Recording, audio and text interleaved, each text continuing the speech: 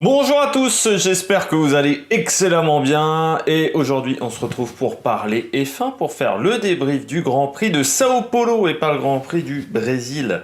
Très important de le signaler vu que le Brésil ne veut plus utiliser le circuit d'Interlagos et ce qui fait que le promoteur a changé de nom.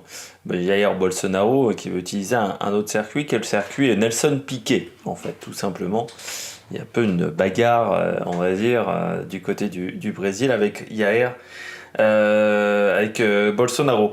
On va revenir sur ce Grand Prix de Sao Paulo, ou Grand Prix du Brésil pour ceux qui veulent l'ancien nom. On fera bien entendu le bilan avec les notes, les pilotes au top, les pilotes moyens, les pilotes, les bonnets d'âne, les bleus.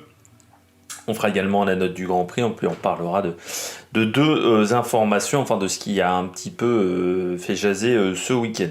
N'hésitez pas à vous abonner à la chaîne, à réagir dans les commentaires, à mettre un pouce bleu, à partager la vidéo si vous pensez qu'elle peut intéresser votre entourage, notamment sur les réseaux sociaux. C'est très important, le bouche à oreille également, pour améliorer la visibilité de la chaîne.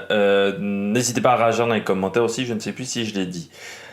On va commencer déjà par l'info qui est tombée ce matin, qui est, on va dire, un peu un secret de Polichinelle. Alors, c'est pas encore tout à fait officiel. Enfin, si, maintenant c'est officiel, pardon. C'était pas encore tout à fait officiel, maintenant c'est officiel. Gumanzu, je sais jamais comment dire son nom, c'est très compliqué, hein, le chinois, j'ai du mal avec la maîtrise des langues étrangères. Gumanzu qui va rejoindre Alfa Romeo à la place d'Antonio Giovinazzi qui n'a pas réussi à sauver encore sa place, donc changement des deux pilotes du côté d'Alfa Romeo. Avec l'arrivée de Bottas qui remplace Raikkonen, donc Zhou qui remplace Giovinazzi, pilote qui avait fait une bonne première saison en F2 et puis après derrière ça a été un peu plus compliqué, je trouve. Il a eu du mal à confirmer en fait en Formule 2. Il arrive avec énormément d'argent du fait qu'il a de l'argent de la Chine, que la Chine est un marché important pour les constructeurs automobiles, notamment le groupe Stellantis auquel appartient Alfa Romeo, mais aussi on sait que le soft power ça passe aussi par le sport et que la Chine mise depuis des années sur le sport. Alors autant ils ont eu de la réussite sur les sports olympiques, autant sur d'autres disciplines, notamment les sports mécaniques, ça a été plus compliqué. On se souvient tous de Ho Ping Tung, notamment qui avait roulé en Formula I sans avoir une grande réussite.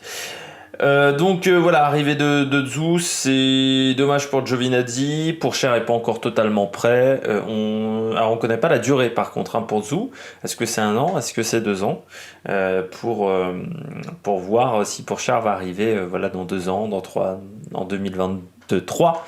Aussi, il arrivera en 2024. Théo Pourchaire, mais on sait que Fred Vasseur mise sur lui et il va avoir un programme d'essai important l'année prochaine, c'est ce qu'on nous disait, notamment dans le simulateur.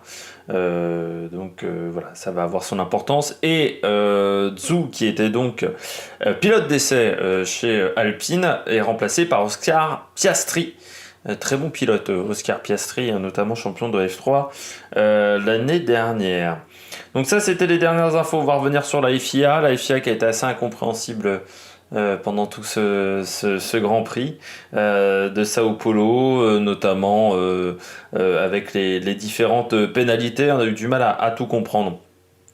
On va revenir donc sur les différentes pénalités ce week-end. Il y a eu déjà la disqualification de la qualif du vendredi de Lewis Hamilton. Alors la raison, c'est un DRS trop grand. DRS trop grand, c'est-à-dire que l'ouverture du DRS était trop importante, c'est-à-dire que ça lui donnait beaucoup plus de vitesse de pointe. C'est peut-être dû aussi au problème de fret. Il faut savoir que les voitures sont arrivées assez tardivement, notamment chez Ferrari. Mais il y a également les moteurs qui sont arrivés très tard chez Mercedes à cause de problèmes de fret. Les avions qui venaient du Mexique ont eu du mal à arriver jusqu'au Brésil, et notamment l'avion avec Ferrari, mais ça a peut-être nuit à la vérification d'avant-course, d'avant-week-end du côté de chez Mercedes, et donc l'aileron arrière était trop ouvert. Là, c'est une pénalité tout à fait normale de disqualification, car la voiture n'est pas conforme. Donc quand la voiture n'est pas conforme, elle est disqualifiée. C'est le cas si vous avez une voiture qui est trop légère, s'il n'y a pas assez d'essence, s'il n'y a pas le fameux litre d'essence dans le réservoir, ce qui est arrivé également une fois pour Hamilton. Là, sur cette pénalité-là, j'ai aucun problème. Par contre, on va revenir sur la pénalité de Verstappen, qui se prend donc 50 000 $ pour avoir touché l'aileron arrière. Et même Mercedes, qui a été beau joueur, je trouve, sur le coup, dit de toute manière, il n'a pas pu modifier l'aileron arrière. Il n'a rien pu modifier, parce qu'il faut savoir que Red Bull pense que Mercedes a un aileron arrière trop flexible, ce qui permettrait donc de modifier, d'augmenter la vitesse de pointe en ligne droite. Bon, c'est pour ça qu'il l'a touché. Je trouve quand même que 50 000 $ pour ça, c'est quand même un peu beaucoup. Et à l'inverse, c'est là où je dis que la FIA n'a aucune logique dans ses pénalités quand même. Parce que alors, donc toucher un aileron, c'est 50 000 $ alors que ça n'a aucune incidence. En termes également au niveau de l'image de la FIA, au niveau de l'image du sport mécanique. Par contre, de l'autre côté, Lewis Hamilton qui se dégrafe de sa voiture et pour sortir de sa voiture alors qu'il n'est pas encore arrivé, ça c'est 5 000 $. C'est-à-dire que c'est 10 fois moins. Or, on a déjà vu des accidents sur le tour de décélération. Je ne sais pas si vous vous souvenez, notamment c'était Stroll-Vettel qui s'était rentré dedans. Le tour de décélération, c'est très dangereux. Et je trouve que d'enlever sa ceinture, alors même si c'était parce que il y avait derrière, je trouve il aurait peut-être même mieux fallu 10 000 $ pour Lewis Hamilton. Mais je trouve que c'est dangereux comme action. Par contre, les 50 000 $ pour Verstappen, faut pas déconner. Et dans les autres situations assez drôles de ce week-end de course, assez drôles, si Michael Masi faisait un stand-up, il pourrait également réussir de très très belles choses en termes d'humour. Mais l'action Vettel-Verstappen, l'action Hamilton-Verstappen avec la première tentative de dépassement d'Hamilton sur Verstappen, où là, il n'y a rien eu. Alors, je veux bien qu'on nous dise le let them race, laissez-les piloter, laissez-les se battre. Oui, mais quand c'est sur la piste, pas quand c'est dans une zone de dégagement. Là, ce qui j'aime sur cette action-là, c'est que c'est dans une zone de dégagement. On a voulu sortir de la piste Hamilton. Parce que, alors, il y a eu des images inédites qui sont arrivées sur le site de la Formule 1, notamment l'intérieur de la voiture de Verstappen. Moi, je me suis dit, on nous montrait pas l'intérieur du cockpit de Verstappen parce qu'il devait faire un mouvement de volant pour envoyer Hamilton vers l'extérieur. C'est pas du tout le cas. Je pense qu'il est juste arrivé trop vite dans le virage et que le problème, c'est qu'Hamilton, il est obligé d'ouvrir son volant. Il ouvre le volant, vous le voyez dans le cockpit. Et le souci, c'est qu'Hamilton était devant à ce moment-là. Il était une roue devant. Donc pour moi, il aurait dû avoir 5 secondes de pénalité. Il n'y a pas collision entre les deux. Mais si on suit la logique de la Formule 1, qui, quand tu mets un pilote dans le décor et qu'il est accidenté, c'est 10 secondes. Là, normalement, ça devrait être 5 secondes. Pour moi, ça aurait valu 5 secondes de pénalité. Pourquoi ? Parce qu'il envoie un pilote en dehors de la piste. Et qu'ils ont du cul, c'est que ça soit du goudron et pas de l'herbe. Et pas du gravier également. Si ça avait été en Styrie, dans le virage 4, en Autriche, c'était dans le gravier. Ça avait des conséquences hyper importantes. La manœuvre qu'a fait Verstappen. Donc je trouve que ça aurait mérité 5 secondes de pénalité. Alors ça aurait pas changé le classement, plus que ça, parce que l'écart entre Bottas... Bottas aurait fini devant Verstappen et il aurait eu doublé pour Mercedes. Moi je trouve que ça aurait mérité une pénalité de 5 secondes, puis c'est là où on voit que du côté de la FIA, on n'a toujours rien appris. Du côté de la FIA, au niveau des zones de dégagement. Non, parce que Anton Hubert, c'était il y a 2 ans. Hein. C'est un peu parce qu'il y a des pilotes qui sont passés à toute berzingue dans les zones de dégagement qu'on a eu cet accident-là, quand même. C'est une des causes de cet accident, en plus de la crevaison de Giuliano Alesi au tout début du radillon, qui provoque ce mouvement de panique. Mais il va falloir vraiment trouver une solution pour ces zones de goudron de dégagement, parce que on peut pas continuer à avoir des voitures qui roulent à fond dans ces zones-là. On ne peut pas continuer éternellement à avoir ce genre de situation. Je continue également avec ce week-end de course du côté de la FIA. Donc Verstappen, il envoie un pilote dans le bas-côté, on va dire, pas de pénalité. Par contre, il fait des zigzags en pleine ligne droite. Il se retrouve avec un drapeau noir et blanc. J'aurais quand même signalé que les zigzags en pleine ligne droite, pour moi, alors même si je n'aime pas ça, c'est quand même Surtout qu'il les a fait hors zone de freinage. C'est quand même beaucoup moins dangereux que d'envoyer un pilote en dehors de la piste.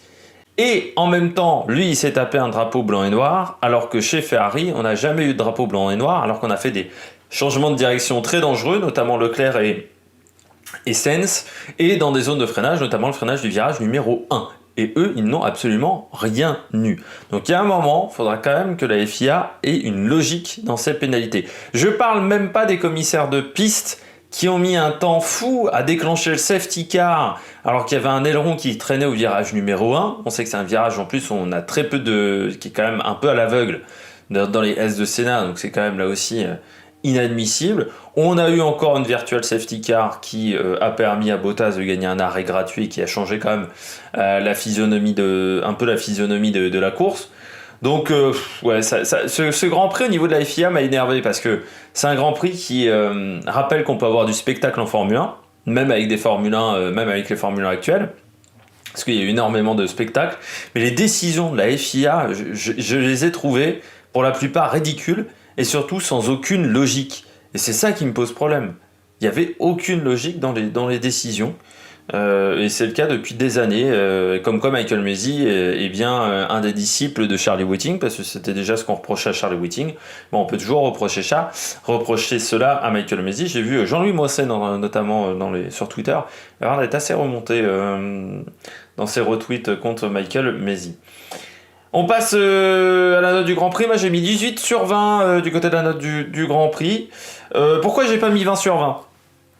Pour deux raisons. Déjà les décisions de la FIA, qui je pense ont nuit à un moment au spectacle du Grand Prix, parce que moi j'aurais bien aimé avoir une bagarre Bottas-Pérez, que nous n'avons pas eu au final.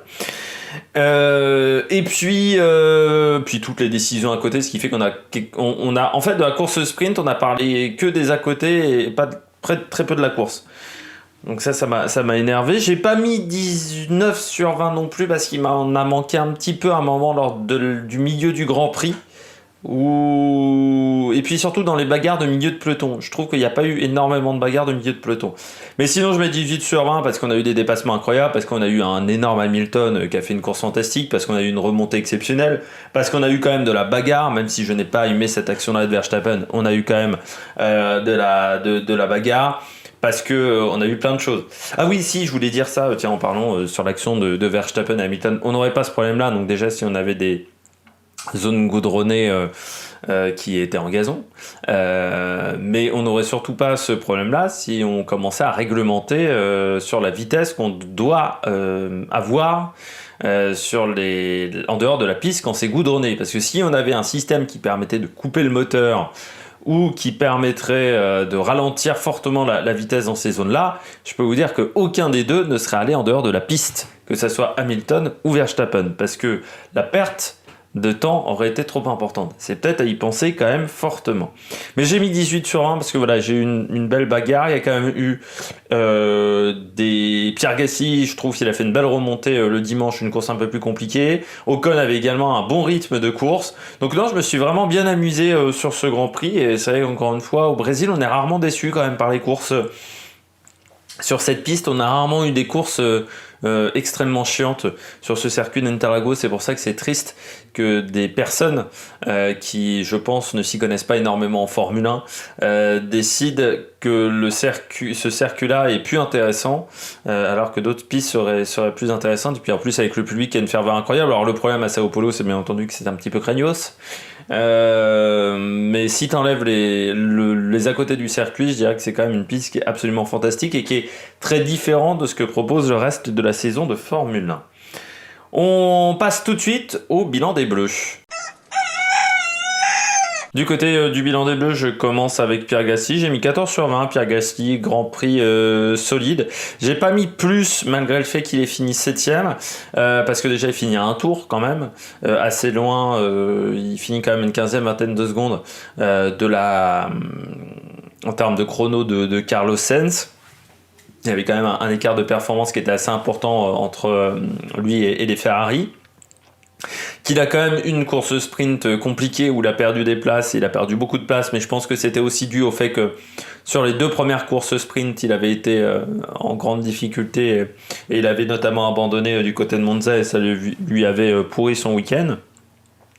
Donc c'est des paramètres à prendre en compte, mais c'est un circuit qu'il affectionne. Bien entendu, c'est là où il a fait son premier podium. Pour ceux qui s'en souviennent, en 2019, une course absolument dingue aussi, le Grand Prix 2019 en passant ce Grand Prix du Brésil, avec notamment la touchette Albon-Hamilton. Et puis du côté de Gasly, heureusement qu'il est là quand même pour AlphaTauri, quoi. Parce que bon... il apporte des points très très importants dans cette fameuse bagarre pour la 5e place, la bagarre du milieu, je dirais, entre AlphaTauri et Alpine. Mais vraiment, voilà, très belle course du côté de Pierre Gasly. C'est pour sa 14 tours, 20 course solide. Il est bien remonté, voilà, après son deuxième arrêt au stand, donc vraiment très bien. Esteban Ocon, 13 sur 20. Bonne course avec des Alpines qui avaient quand même du rythme. Ce week-end, même si elles étaient un ton en dessous des Ferrari et des AlphaTauri, me semble-t-il. On voit quand même que c'est une voiture aussi qui est très performante sur des pistes où on a des fortes températures, où on peut avoir de la dégradation de pneus. C'est une voiture qui aime aussi les pistes assez étriquées, on va dire, les circuits où il y a des portions techniques. L'Alpine est vraiment bonne cette année, ce qui n'était pas forcément le cas les années précédentes, notamment la victoire en Hongrie. Je rappelle qu'en Hongrie, Alonso avait fini 4e.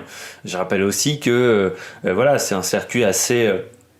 dans la portion technique, c'est similaire à la Hongrie. C'est dans le secteur 2, c'est très technique. Et l'Alpine était vraiment en forme dans cette portion-là. Et puis 13 sur 20, parce que voilà, 8e, il finit devant Fernando Alonso. Les deux ont été quand même très très proches pendant tout le week-end, hein, Fernando et Esteban Ocon, il faut le dire.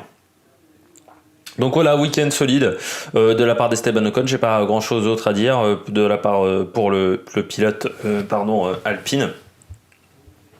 Mais vraiment une course très bonne.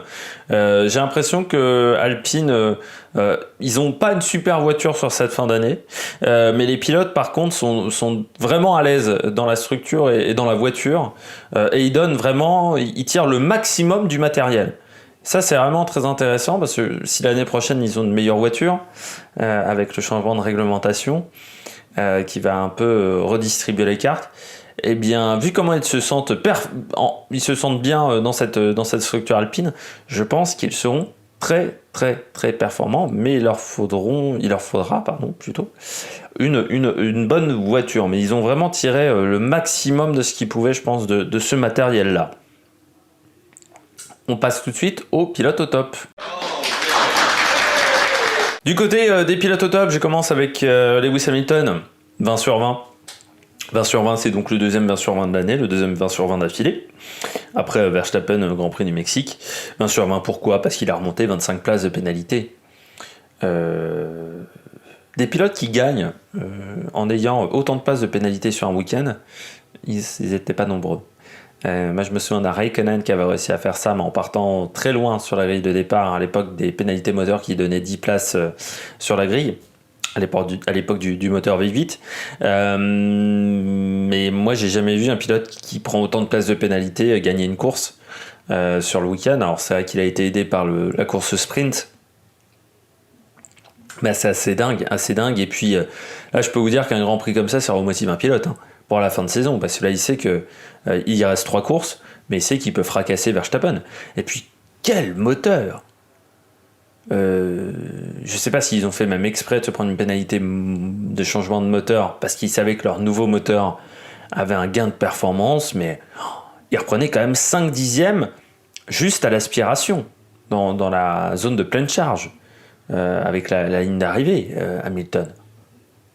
5 dixièmes, 6 dixièmes sur Verstappen, c'était complètement dingue. Mais j'avais le sentiment que je vais être un peu méchant, mais qu'il était en mode facile sur un jeu de F1, quoi. J'avais presque ce sentiment-là, parce que la marge qu'il avait sur les autres pilotes ce week-end était assez dingue.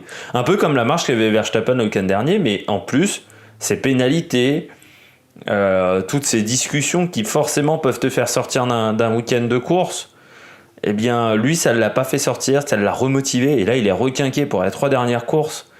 Il a 14 points de retard. Ce qui veut dire que de l'autre côté, Verstappen n'a peut-être pas beaucoup d'avance non plus. Parce que ça va jouer sur les victoires. Je peux vous dire que là il est remotivé, mais de manière impressionnante. Mais vraiment, il a été très très bon ce week-end, Hamilton. Hein.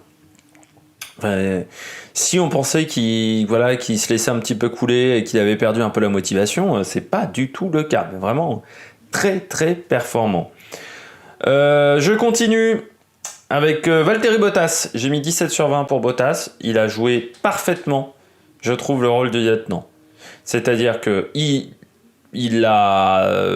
quand il redonne sa place dimanche à Hamilton, quand ils inversent leur position, il le fait au meilleur endroit possible. Il a fait une très bonne qualif sprint aussi. Il a fait ce qu'il fallait pour gêner Verstappen. Il a eu vraiment le rôle d'équipier et il a très bien tenu ce rôle d'équipier, Bottas. Et vous savez que pourtant je suis rarement sympa avec Bottas. Mais là, il a joué vraiment le rôle d'équipier et il l'a fait extrêmement bien. Et c'est pour ça que pour moi, cette troisième place, elle est importante. Même si c'est vrai qu'en termes de stratégie, autant ils ont très bien géré le premier arrêt au stand, autant sur le deuxième arrêt, je pense que Bottas pouvait aller plus loin.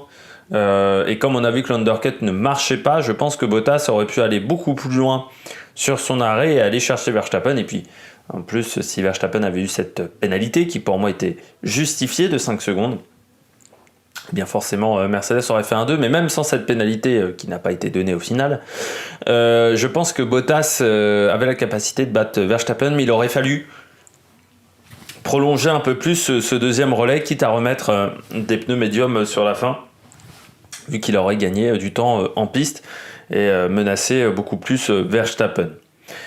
Je continue avec Max Verstappen. J'ai mis un petit 15 sur 20 à Max Verstappen. Petit 15 sur 20, je l'ai trouvé déjà très fébrile ce week-end, notamment son départ, mais notamment pendant le Grand Prix. Le fait que pendant la qualif sprint aussi, il s'énerve contre un problème qui arrive, il semblerait de manière récurrente, un problème de synchronisation de la boîte. Mais si c'est un problème récurrent, t'as pas besoin de t'énerver comme ça. Je l'ai senti fébrile. C'est la première fois de la saison que j'ai eu cet aspect-là, que j'ai eu cette chose-là. Est-ce que les pénalités d'Hamilton au final l'ont plus affecté que les Lewis Hamilton, dans le fait où il savait qu'il ne devait pas se planter ce week-end, et au final, tu gagnes pas le Grand Prix, tu prends pas un tournant peut-être décisif au championnat, tu perds même des points, alors que normalement c'était le week-end idéal. Circuit où il a toujours été bon, où Red Bull a souvent été performant aussi, circuit où Hamilton, c'est peut-être l'un des circuits qui sont depuis le départ de sa carrière en Formule 1 où il a été le moins bon. Il a rarement été performant à Sao Paulo, souvent Rosberg l'a battu, même sur cette piste, à l'époque des V6 hybrides.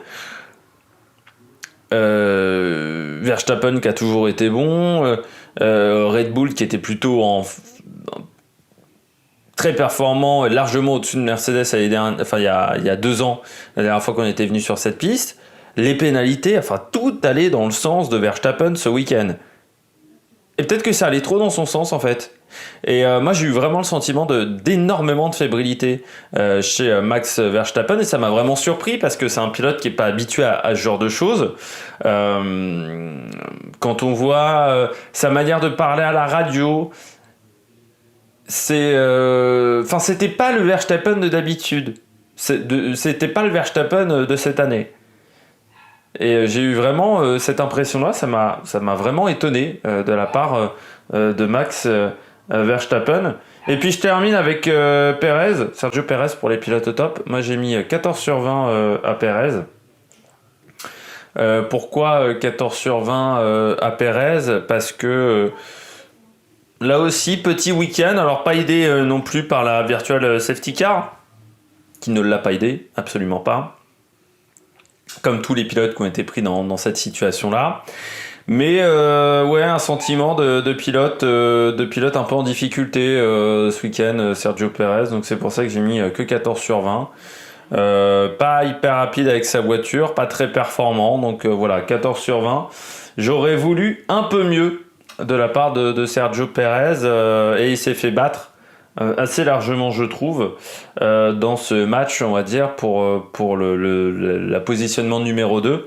de numéro 2 avec Bottas, il s'est fait quand même, je trouve, un peu laminer ce week-end parce que même s'il n'y avait pas eu cette virtual safety car, je trouve que Bottas avait un meilleur rythme que Perez ce week-end. Donc c'est pour ça, petit Perez, contrairement au week-end dernier, c'était un peu plus la soupe à la grimace quand même du côté de chez Red Bull. On passe aux pilotes moyens. Beaucoup de pilotes moyens cette semaine du côté de la Formule 1. J'ai décidé d'en mettre beaucoup parce que c'est vrai que c'est un Grand Prix où moi j'ai pris beaucoup de plaisir à le regarder, je vous l'ai déjà dit, mais c'est vrai qu'il y a des pilotes qui s'en sont pas extrêmement bien sortis. Je commence notamment avec Charles Leclerc. J'ai mis 12 sur 20 à Charles Leclerc. Le pilote Ferrari, pourquoi j'ai trouvé très... Alors, le résultat de sa course est plutôt bon, hein. Il fait 5e devant son équipier encore une fois. Bon, il est 7e de la qualif sprint. Par contre, derrière Carlos Sainz, un peu moins bien que Carlos Sainz. Donc en termes de course, en termes de résultats, c'est plutôt bon, c'est plutôt un week-end encore une fois solide de Charles Leclerc. Ce que j'ai pas aimé, c'est l'extrême agressivité des deux pilotes Ferrari, hein, que ça soit Leclerc et Sainz. Mais c'est vrai que Leclerc, j'ai trouvé très agressif, notamment à un moment il ferme, il change de position dans la phase de freinage. Dans le premier virage du circuit d'Interlagos, j'ai trouvé cette action-là très dangereuse. Moi, je pense que les deux pilotes Ferrari auraient même mérité d'avoir 5 ou 10 secondes 5 secondes de pénalité, parce qu'au bout d'un moment, leur comportement était, je trouve, très dangereux aux pistes. Au moins un drapeau noir et blanc, ce qu'ils n'ont pas eu, et que ça soit sur la qualif sprint et également sur la course, hein. Ils ont eu vraiment un comportement que j'ai trouvé très très agressif ce week-end. Le moteur, alors certains disent ça fait un gain de performance incroyable. Bon, j'entends ce que dit Julien Febroux. Moi, je trouve quand même que le gain de performance est assez limité au niveau de cette évolution moteur. L'avantage, quand même, c'est que cette évolution moteur est fiable. Mais j'ai pas trouvé qu'il y ait un gain de performance impressionnant, que ce soit pour Charles Leclerc ou Carlos Sainz. Je les ai pas vus dépasser en ligne droite et je trouve même qu'il perdit du temps en ligne droite, et ce qui fait qu'ils se sont retrouvés un peu dans un no man's land, c'est-à-dire largement devant McLaren, devant AlphaTauri ou devant Alpine, et malgré tout assez loin du duo Red Bull Mercedes. Donc ça a été un week-end 12 sur 20 parce que j'ai retiré des points sur l'extrême agressivité qu'a eu Charles Leclerc. Donc vous comprenez que Carlos Sainz a également 12 sur 20. Là aussi, j'ai trouvé le pilote espagnol très agressif, notamment sur l'action avec Lando Norris, où pour moi, ça aurait mérité peut-être un peu plus. Pour moi, c'est lui qui ferme la porte, surtout qu'il y avait de la place à l'intérieur, très clairement, donc il n'était pas obligé de se mettre autant à l'extérieur de la piste. Alors après, les commissaires de piste ont peut-être considéré que Norris pouvait aussi passer à l'intérieur, sur le côté gauche de Sainz, et qu'il avait tenté de passer par l'extérieur, et donc il avait pris un risque parce qu'il était en limite de piste. Bon, ça peut aussi se défendre. Mais il y a eu également des mouvements sur les phases de freinage qui étaient assez importants, je trouve. Alors, il finit 3e de la qualification sprint, c'est pas mal. Mais il perd quand même 3 positions le lendemain lors de la course. Ça, c'est un petit peu beaucoup lors du Grand Prix. Notamment, il se fait devancer par Charles Leclerc. Donc c'est pour ça 12 sur 20 pour Sainz, pour des raisons différentes de Leclerc. Mais il y a quand même un point commun plutôt, dans un cas comme dans l'autre, c'est que j'ai trouvé les deux pilotes vraiment beaucoup trop pas agressifs. Je continue avec Fernando Alonso, 12 sur 20, un point de moins qu'Esteban Ocon parce qu'il finit derrière. Lors du dimanche, et donc voilà, il se fait devancer en fatière par Esteban, également qui a un écart de performance, il y avait un écart également de position assez important sur la qualif sprint, où j'ai trouvé que Fernando Alonso avait beaucoup de mal à trouver des solutions pour dépasser, donc peut-être aussi un moteur qui commence à fatiguer du côté de Fernando Alonso. Et du côté de chez Alpine, j'ai trouvé que le moteur, là, on n'était pas extrêmement performant en bout de ligne droite, que ça soit Alonso ou Ocon, mais c'est vrai que j'avais le sentiment que chez Alonso, c'était encore un peu plus le cas. Donc 12 sur 20, parce que c'est quand même un week-end intéressant, il marque les points de la 9e place. C'est des points qui sont importants, les points qu'ont Esteban Ocon et Fernando Alonso, parce que ça leur permet de rester dans le match face à AlphaTauri, avec un Pierre Gasly qui est quand même très très bon en ce moment. Mais 12 sur 20 parce que voilà, c'est un peu derrière tout simplement Esteban Ocon. C'est pour ça que j'ai décidé de mettre un point de moins. Ça reste un week-end intéressant. Mais encore une fois, un peu déçu de sa qualification sprint à Fernando Alonso, où je trouve que voilà, il perd des positions, il n'était pas incroyable sur cette qualification sprint. Par contre, dimanche, ça allait un peu mieux. On poursuit avec un dernier 12 sur 20. C'est Raikkonen, Kimi Raikkonen. Pourtant, pas dans le top 10 du Grand Prix, mais j'ai trouvé qu'il avait un très très bon rythme ce week-end, Kimi Raikkonen. Il s'est fait quand même un peu bousiller son week-end par son équipier en plus. Parce que son équipier l'envoie un petit peu dans un endroit de la piste pas terrible et il est obligé de se mettre un petit peu en tête à queue, donc ça lui a un petit peu pourri son week-end.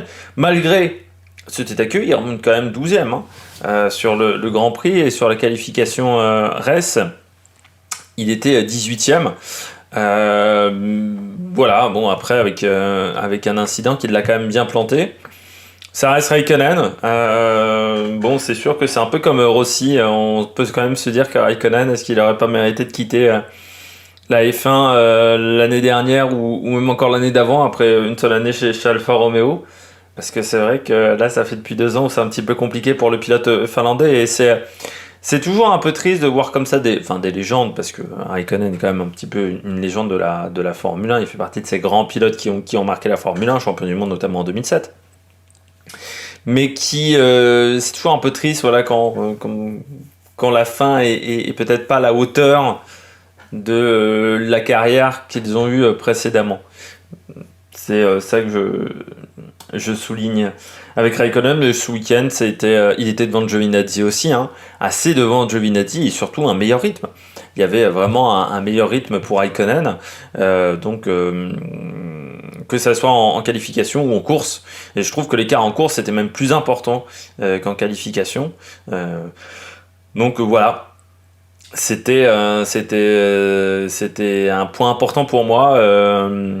C'est aussi là-dessus, je pense, c'est pour ça que Giovinazzi n'a pas été conservé par Alfa Romeo. C'est qu'autant l'année dernière, je trouve que l'écart de performance était quand même plus en faveur de Giovinazzi, autant cette année, je trouve que Giovinazzi et Raikkonen, ils ont été assez proches, et étant donné qu'on avait un Raikkonen en fin de carrière, on attendait que Giovinazzi le batte à la régulière, et ça n'a pas été totalement le cas cette année. Je continue avec les pilotes moyens, avec Sébastien Vettel, 11 sur 20. Il a eu un week-end qui aurait pu... C'est-à-dire qu'il marque pas de points, mais ça aurait pu passer de l'autre côté, quoi, avec un week-end un peu meilleur. Encore une fois, l'Aston Martin n'est pas exceptionnel. Il s'est fait poutrer par Hamilton dans la ligne droite aussi assez sévère. Au virage 1, juste avant le virage 1. C'est là où on voit que chez Mercedes... alors soit c'est le fait d'avoir un moteur neuf qui aide énormément. Je pense qu'il y a peut-être une nouvelle spécification moteur sur le moteur de Lewis Hamilton et que non pas Aston Martin. Mais de toute manière, bon, l'Aston Martin est pas incroyable. Et sur ce circuit, pourtant on aurait peut-être pu s'attendre à mieux, parce que encore une fois, la section technique, on se souvient, ils avaient été performants en Hongrie, hein. Je rappelle, Vettel était 2e avant sa disqualification. Mais là, ça s'est pas aussi bien passé pour Vettel ce week-end aussi. Je pense que du côté d'Aston Martin, on prépare bien la saison l'année prochaine. Et puis surtout, j'ai trouvé que les arrêts au stand chez Aston Martin ce week-end n'étaient pas incroyables, notamment pour Stroll, mais également Vettel. On aurait pu faire un peu mieux du côté des temps d'arrêt au stand, je pense, du côté d'Aston Martin. Si Aston Martin l'année prochaine veut jouer un peu plus haut dans le classement, il faudra être meilleur en stratégie et meilleur du côté des arrêts au stand. Du côté des pilotes moyens, encore de pilotes moyens. Russell, 10 sur 20. Week-end mi-figue, mi-raisin pour George Russell. Alors déjà, la Williams n'était pas très performante ce week-end. C'est quand même un petit peu récurrent depuis quelques grands prix, je dirais. États-Unis, Mexique, Sao Paulo, ça s'est pas extrêmement bien passé pour Williams. Du côté de George Russell, battu en qualification. Pas véritablement qualification, vous me comprenez, le vendredi. C'est la première fois en 55 séances que ça lui arrive, donc c'est un peu triste. Voilà, c'est une fin d'hégémonie chez Williams. Mais il a été en difficulté pendant tout le week-end, c'est-à-dire en retrait par rapport à Latifi, et en retrait même par rapport, on peut dire, à des adversaires directs comme Alfa Romeo, comme Tsunoda, comme également... Enfin, il était devant les As, mais ils n'étaient pas largement devant les As chez Williams. Donc c'est voilà, un week-end mi-figue, mi-raisin. Dans une autre équipe, ça aurait compté, dans une équipe de pointe, il aurait eu une très mauvaise note. Je prends aussi en compte le fait qu'il a une voiture qui n'est pas d'extrêmement bonne qualité. Mais voilà, un petit peu déçu par le week-end de George Russell, donc c'est pour ça que je ne mets qu'un 10 sur 20. Latifi, 10 sur 20. Alors, il est devant Russell en qualification, et ça, je le note. De toute manière, l'écart, c'est quand même un petit peu réduit, je trouve, entre Latifi et Russell. Même si je mets souvent des mauvaises notes, des notes moins bonnes à Russell à Latifi, pardon, qu'à Russell. Quand même noter que cette année, l'écart de performance était un peu moins fort. Pour Latifi, c'était un circuit que ne connaissait pas Latifi, vu qu'il a démarré en F1 l'année dernière, donc il faut aussi le souligner. Mais ça s'est bien passé pour le pilote canadien, je trouve, ce week-end. Pourquoi je ne mets pas une meilleure note qu'à Russell, c'est que je trouve qu'en course, il a été un peu plus en difficulté sur son rythme de course. Et ça, c'est ce qui fait qu'il passe d'un 11 à un 10, c'est que le rythme de course n'était pas dingue pour le pilote canadien, mais sinon, très bonne qualification, il est devant Russell, c'est pas arrivé, c'est la première fois que ça lui arrive. On demande aussi à ce qu'il soit peut-être la tête d'affiche de l'équipe l'année prochaine, parce qu'on ne sait pas trop quel sera le niveau d'Alexander Albon, donc, et comment il s'intégrera à Williams, Alexander Albon. Donc c'est vrai que Latifi, c'est peut-être maintenant le pilote sur lequel on compte pour aller marquer des points, très clairement, dans les week-ends prochains. Dernier pilote moyen, Lando Norris, 9 sur 20. Pas exceptionnel quand même, Lando Norris depuis quelques week-ends. Alors c'est aussi la performance en ce moment de la McLaren, hein, depuis le Grand Prix d'Italie et la victoire et le doublé, même, c'est pas incroyable. Mais je trouve en plus qu'il est devancé assez souvent, ou que Ricciardo l'écart avec Ricciardo c'est vraiment réduit, voire c'est même inversé. C'est-à-dire, j'ai l'impression qu'en ce moment Ricciardo est mieux dans la voiture. Alors, pas de chance pour Daniel Ricciardo, il y a eu abandon ce week-end, mais je trouve que voilà, Lando Norris est en difficulté, qu'il n'est pas en très bonne... Enfin, qu'il fait pas des très très bons résultats. Parce qu'il prend que la 10e place, alors pourtant il partait 6e, même 5e, grâce à la qualif sprint et la pénalité de Lewis Hamilton. Mais il n'a pas existé de la course du tout, Lando Norris. Donc alors, il y a eu aussi ce problème, hein, cette crevaison qui lui arrive d'un coup, mais je trouve pas que son rythme de course est incroyable. Je trouve que ce week-end, McLaren, c'était moins bien qu'Alpine, notamment, que c'était moins bien que surtout Ferrari. Je trouvais que le rythme de McLaren était moins bon. Et c'est pour ça que Lando Norris, je mets un 9 sur 20, parce qu'il ne termine que 10e. Alors certes, avec la crevaison au premier tour, ça n'a pas aidé, mais malgré tout, c'était un circuit avec 2 arrêts au stand, où il y a eu safety car, donc il y avait des possibilités de remonter ce week-end. Et c'est là où on voit que la voiture n'est pas extrêmement performante. Et puis il y avait en plus la possibilité de remonter parce que il y avait un milieu de plateau qui était assez serré, assez proche, hein, Gasly, Ocon, Alonso, c'était assez proche en termes de chrono, pendant longtemps pendant le Grand Prix, à part en fin de course où vraiment Pierre Gasly avait un très très très gros rythme.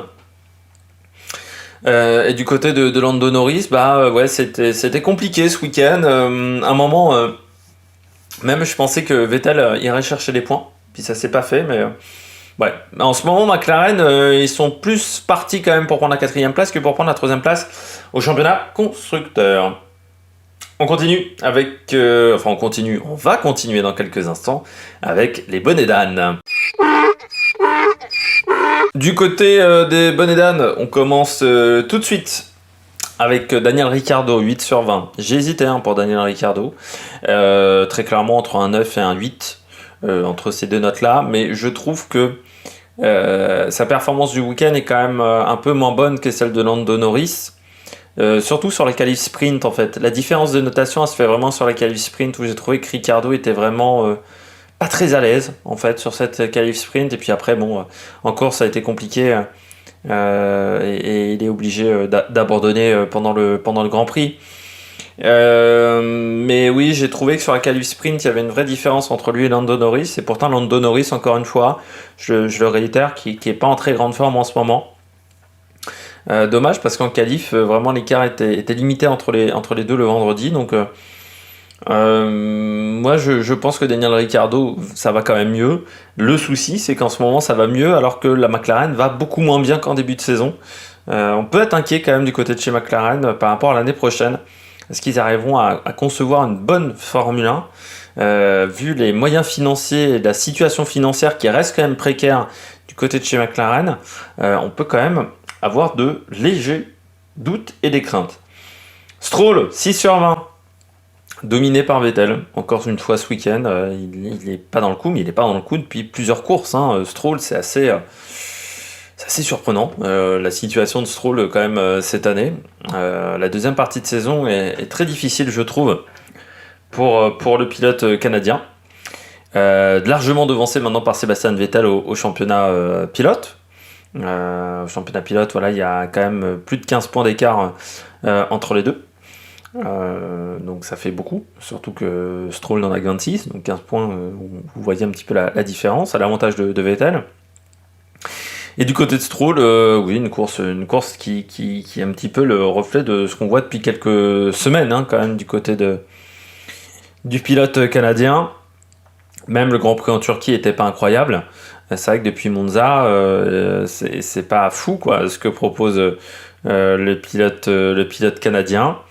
Et puis devancé régulièrement par Sébastien Vettel, ou un Sébastien Vettel qui a un meilleur rythme en course que Lance Stroll. Donc c'est vrai que ça commence à être un peu inquiétant, non, mais ce qui est inquiétant, ce sont les résultats de Lance Stroll. Le fait qu'il soit devancé par Vettel, on pourrait presque dire que techniquement ça doit être logique et normal. Mais c'est pas des week-ends faciles pour le pilote canadien. Et moi j'espère qu'il va quand même retrouver des couleurs, Stroll, parce que alors je dirais pas que c'est un pilote que j'apprécie énormément, Stroll, mais c'est un pilote que j'ai appris à un peu mieux apprécier qu'à ses débuts, au fur et à mesure des années. C'est vrai que c'est toujours un peu triste de voir un pilote. En plus, j'ai vraiment l'impression qu'il galère en ce moment. Là, je le voyais à un moment quand il a abandonné, parler avec Juan Pablo Montoya. Il n'a pas été aidé non plus par notre ami Tsunoda avec son attaque suicide. Donc, c'est quand même dommage pour Stroll ce week-end. Mazepin, 6 sur 20. Mieux que d'habitude. Mieux que d'habitude, Mazepin. Donc, il n'a pas fait d'erreur ce week-end. Enfin, pas trop d'erreurs ce week-end. Il a quand même récupéré une belle glisse en qualification. Après, les performances sont quand même pas celles forcément attendues. Mais la Haas étant tellement à des années-lumière des autres voitures en termes de niveau de performance, que c'est là que tu vois que Magnussen et Grosjean, c'était quand même des très bons pilotes, parce que eux, ils finissaient pas 17e de chaque Grand Prix, alors que cette année, Haas, le meilleur résultat de Schumacher en course, ça a été 12e. 12e, c'était en Hongrie, donc il y avait eu quand même pas mal d'abandons. Et le meilleur résultat de Mazepin, c'est 14e du côté de l'Azerbaïdjan. C'est pour dire un petit peu le niveau de performance quand même des deux voitures et des deux pilotes. Alors certes débutants, et je pense que c'est vraiment pas l'écurie la meilleure pour débuter. Du côté de Mazepin, l'écart de performance avec Schumacher était quand même un peu plus réduit que d'habitude, je trouve. Et puis rien que pour la figure de style en qualification, ça méritait quand même de mettre un point de plus qu'à Schumacher. On passe à Schumacher, donc Mick Schumacher 5 sur 20. Week-end difficile, et puis en plus tu casses encore des pièces de voiture. Schumacher il en a cassé cette année des pièces de voiture. Là c'est de l'aileron avant. Alors certes il n'est pas totalement responsable dans l'incident, mais quand même. C'est encore un week-end. C'est encore un week-end difficile. De toute façon, chez As, ils n'ont que des week-ends difficiles, mais ça s'est moins bien passé pour lui que d'habitude. Donc c'est aussi à prendre en compte, quoi. C'est aussi à prendre en compte du côté de Mazepin, de Schumacher, pardon. Après, bon, bah, la voiture est pas performante. C'est un circuit comme ça où ça demande d'avoir une très bonne voiture. Interlagos, ça demande d'avoir une voiture très polyvalente.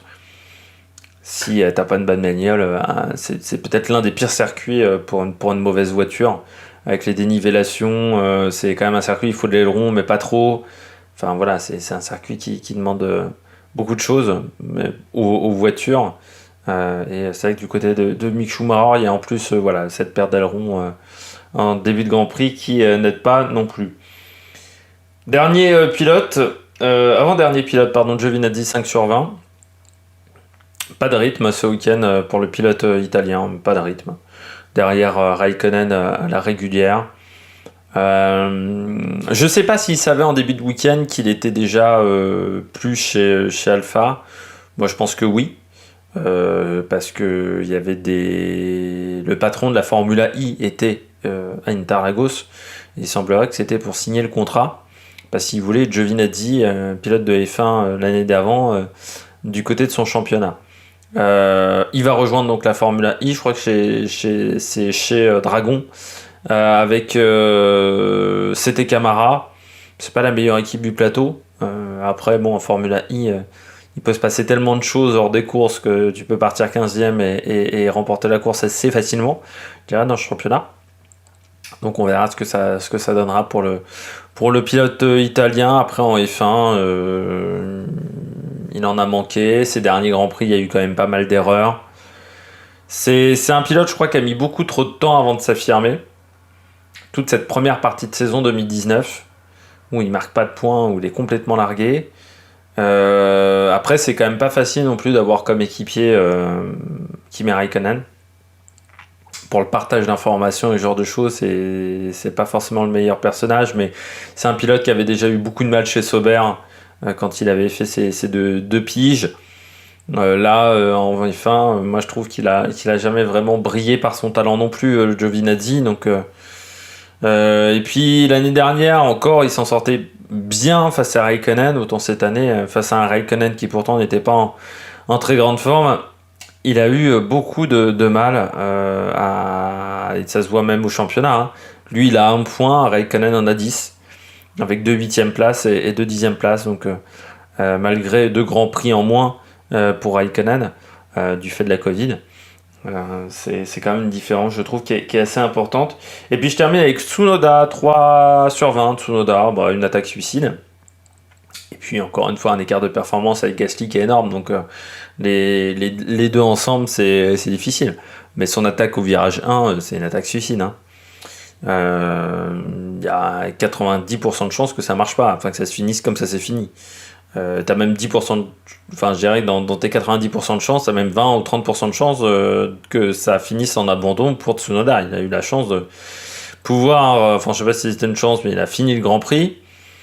C'est dommage parce qu'il était presque plus à l'aise que d'habitude dans la voiture. C'est vrai que je suis assez d'accord avec ce que dit notamment Jacques Villeneuve, qu'il a l'air d'être plus à l'aise sur les circuits qu'il ne connaît pas que sur les circuits qu'il connaît.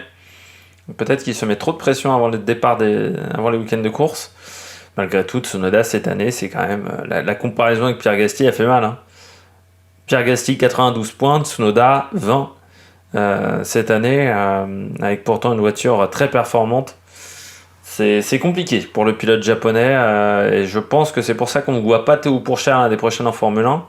C'est que le cas de Tsunoda a un petit peu effrayé, je pense, Sauber et notamment Fred Vasseur, qu'il ait dû se dire on va peut-être attendre qu'il mûrisse un petit peu Théo Pourchaire parce que faire F3, F2, F1 en 3 ans, on voit que ça pose des problèmes en termes de maturité, en termes d'expérience pour les pilotes et c'est totalement le cas de Tsunoda qui est arrivé trop tôt en F1. Il a le même comportement, on pourrait dire, que Max Verstappen qui est arrivé aussi très très jeune en F1 et pour moi il est pas mature encore et il est arrivé trop tôt dans ce championnat. Je dirais qu'il a pas fait beaucoup de très bonnes courses hein, quand même cette année le pilote japonais, et il a tout le temps été dévancé par Pierre Gasly. Alors c'est vrai qu'aussi Pierre Gasly, c'est pas le meilleur, c'est pas l'équipier le plus facile à battre. C'est peut-être pas aussi, c'est pas l'adversaire le plus simple. Hein. Quand t'es dans une équipe et que t'as un mec comme ça qui domine autant, qui est autant, enfin Toro Rosso, on a l'impression que c'est lié tellement à Pierre Gasly. Que c'est aussi compliqué pour un pilote de s'intégrer à ce niveau-là, mais on sait qu'il partage énormément Pierre Gasly avec les ingénieurs de Tsunoda pour l'aider, et pourtant ça ne marche pas plus, donc c'est quand même très intriguant. Avant de conclure cette vidéo, on va passer au championnat du monde pilote et constructeur. Tout de suite, championnat du monde pilote. Max Verstappen a 14 points d'avance sur Lewis Hamilton. Il reste encore 3 courses à disputer. Troisième, Bottas, qui je pense a fait le break par rapport à Perez pour la troisième place. On retrouve ensuite Lando Norris et Charles Leclerc, que 3 points d'écart. Carlos Sainz n'est pas loin non plus, 7ème au classement. Daniel Ricciardo 8ème, Pierre Gasly 9ème. On retrouve ensuite Fernando Alonso 10. Juste devant Esteban Ocon, enfin il y a 12 points quand même d'écart, et puis on retrouve Vettel, Stroll, Tsunoda, Russell, Raikkonen, Latifi, Giovinazzi, qui est le dernier pilote à avoir marqué des points. Schumacher et Kubica n'en ont toujours pas marqué. Du côté du classement constructeur, pardon, eh bien c'est Mercedes qui est en tête avec 521 points, c'est-à-dire 11 points d'avance sur Honda, c'est pas beaucoup. Derrière, on retrouve Ferrari qui passe largement maintenant devant McLaren. Hein, il y a un écart de 30 points, 31 points et demi. Donc là, l'écart est fait, je pense. Derrière, Alpine AlphaTauri, toujours à égalité après ce week-end brésilien avec 112 points. On retrouve ensuite Aston Martin, Williams et Alfa Romeo. J'espère que vous avez aimé cette vidéo. Si vous avez aimé cette vidéo, n'hésitez pas à réagir dans les commentaires, à mettre un pouce bleu, à vous abonner à la chaîne, à partager la vidéo. Je m'excuse pour la petite lumière derrière, même si j'essaie de la cacher avec ma grosse tête. C'est parfois un petit peu compliqué. Mais bon, là, il commençait à faire beaucoup trop sombre pour la caméra habituelle. Donc, j'ai décidé de passer par la webcam, même si j'ai oublié de mettre ma grosse soupiote devant pour que ça m'éclaire un peu mieux. N'hésitez pas à vous abonner à la chaîne, n'hésitez pas à réagir dans les commentaires, à mettre un pouce bleu. Et puis nous, on se retrouve pour de nouvelles aventures sur l'Amérique Production. Ciao, ciao!